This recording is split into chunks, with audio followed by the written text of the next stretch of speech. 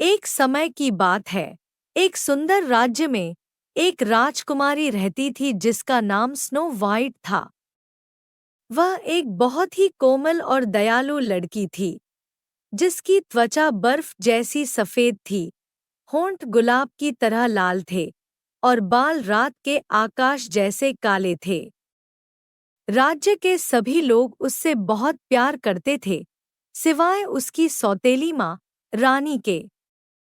अब यह रानी बहुत ही घमंडी और अपने सौंदर्य के प्रति अति आसक्त थी।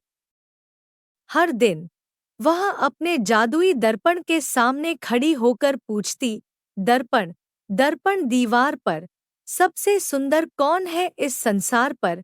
और हर दिन दर्पण जवाब देता, तुम, मेरी रानी, सबसे सुंदर हो इस संसार पर।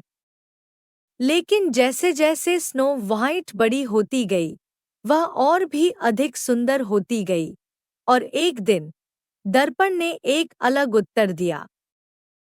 स्नो वाइट सबसे सुंदर है इस संसार पर, दर्पण ने कहा। रानी का दिल जलन और क्रोध से भर गया। उसने सोचा, उसकी सौतेली बेटी उससे भी सुंदर कैसे हो सकती है। जलन से भरी रानी ने एक बुरी योजना बनाई। उसने राज्य के शिकारी को बुलाया और उसे आदेश दिया कि वह स्नो वाइट को जंगल में ले जाए और उसका अंत कर दे।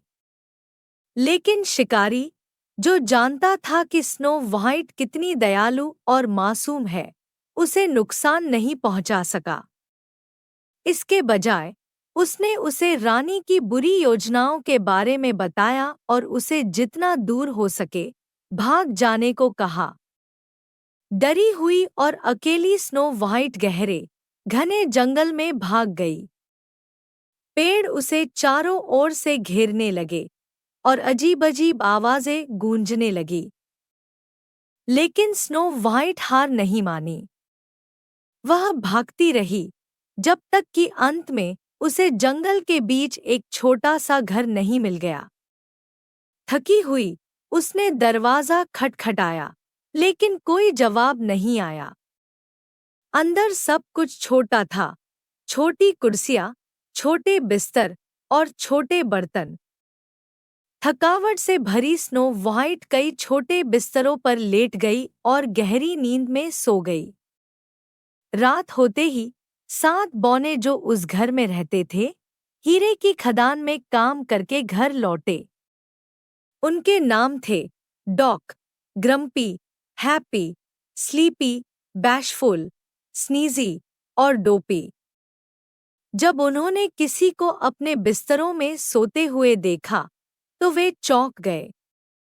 लेकिन जब स्नो वाइट जागी और अपनी कहानी सुनाई, तो बौनों के दिल पिघल गए। उन्होंने उसे उनके साथ रहने का निमंत्रण दिया और वह जल्दी ही उनकी परिवार का हिस्सा बन गई।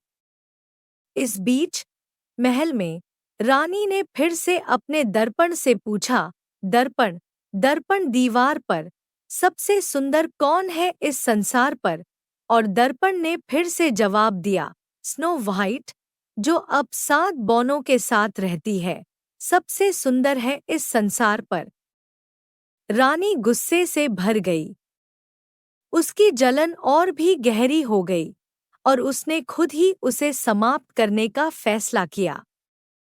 अपनी काली जादू से उसने खुद को एक बूढ़ी पेडलर औरत में बदल दिया। उसने एक जहरीला सेब बनाया, एक ऐसा सेब जो दिखने में इतना स्वादिष्ट था कि कोई उसे काटे बिना नहीं रह सकता, लेकिन एक बार खाने से व्यक्ति गहरी, अनंत नींद में चला जाता।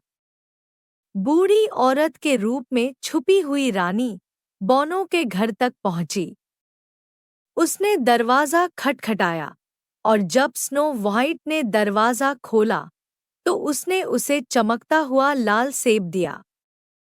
बस एक बार खाओ, प्यारी, और तुम्हारी सभी इच्छाएं पूरी हो जाएंगी, रानी ने मीठी आवाज में कहा।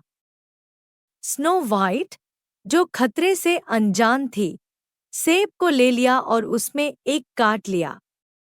जैसे ही उसने ऐसा किया, वह जमीन पर गिर गई, उसकी आंखें बंद हो गईं और वह गहरी, अप्राकृतिक नींद में चली गई। रानी, जो अब यह सुनिश्चित थी कि वह फिर से सबसे सुंदर हो गई है, महल लौट गई और जोर से हंसते हुए वापस चली गई। जब 7 बौने घर लौटे, उन्होंने स्नो व्हाइट को जमीन पर ठंडी और स्थिर पाया। वे दिल से दुखी हो गए, यह सोचते हुए कि उन्होंने उसे हमेशा के लिए खो दिया है। उन्होंने उसे जंगल के एक शांत जगह पर एक कांच के ताबूत में रखा, जहां वे दिन और रात उसकी देखभाल करते थे। जंगल के जानवर भी वहां इकट्ठा हो गए, अपनी प्यारी राजकुमारी के खोने पर शोक मनाने लगे। लेकिन सब कुछ खोया नहीं था। एक दिन, एक पास के राज्य का राजकुमार, जिसने स्नो व्हाइट की सुंदरता और दयालुता की कहानियां सुनी थी, उसे खुद देखने आया। जब उसने उसे वहां लेटे हुए देखा, जैसे कि सो रही हो, वह प्रेम और दुहक से भर गया। उसने धीरे से कांच का ढक्कन उठाया और उसके माथे पर एक चुंबन दिया। उस जादुई पल में जादू टूट गया। स्नो व्हाइट की आंखें झपकी और वह उठकर बैठ गई, जीवित और स्वस्थ। बौने और जंगल के जानवर खुशी से नाचने लगे, उस चमत्कार पर हर्षोल्लास व्यक्त करते हुए। राजकुमार, आनंदित होकर, स्नो व्हाइट से अपने राज्य में लौटने और उसकी रानी बनने के लिए कहा। स्नो व्हाइट ने सहमति दी, लेकिन केवल तभी जब 7 बौने भी उनके साथ आ सकें, क्योंकि वे उसके सबसे प्रिय मित्र बन गए थे।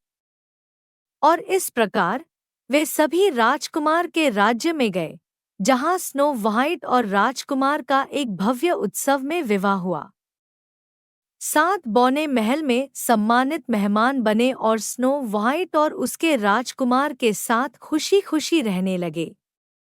जहां तक उस दुष्ट रानी का सवाल है, जब उसने अपने दर्पण से फिर से पूछा, दर्पण, दर्पण दीवार पर, सबसे सुंदर कौन है इस संसार पर? दर्पण ने अंततः उसे सच्चाई बताई। स्नो व्हाइट, जो अब एक दूर के राज्य में रहती है, सबसे सुंदर है, और तुम, मेरी रानी, अब और सुंदर नहीं हो।